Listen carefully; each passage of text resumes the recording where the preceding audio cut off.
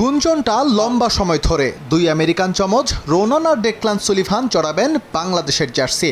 অবশেষে লাল সবুজে এই দুই প্রবাসী অনূর্ধ্ব-20 সাফ চ্যাম্পিয়নশিপের ক্যাম্পে। বড় ভাই কাভান সুলিভান বয়সভিত্তিক পর্যায়ে রিপ্রেজেন্ট করেছেন মার্কিন যুক্তরাষ্ট্রকে।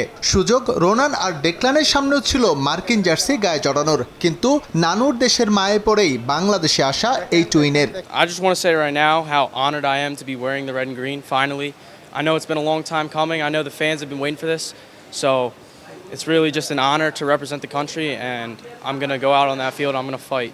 দুই ভাইয়ের মধ্যে ডেকলান সিদ্ধহস্ত ডিফেন্স সামলাতে আর রোনান মাস্টার ক্লাস ফরওয়ার্ড লাইনে।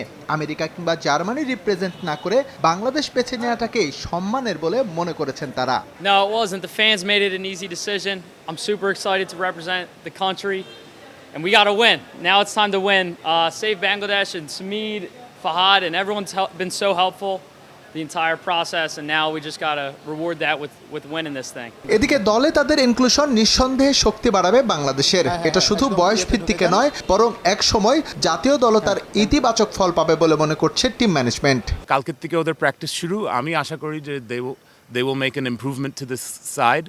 And not just that, I think they come from a place where they have a lot of new experiences. এটা আমাদের প্লেয়ারদের সাথে শেয়ার করবে, আমাদের প্লেয়াররাও এটা থেকে গ্রো করবে। রোনান আর ডেকলানের বাবা আমেরিকান, মা জার্মানির, তবে তাদের নানু বাংলাদেশি। সেই সূত্র ধরেই লাল সবুজের জার্সি গায়ে পড়া সুলিভান ব্রাদার্সের। এস এম ইকবাল, সময় সংবাদ, ঢাকা।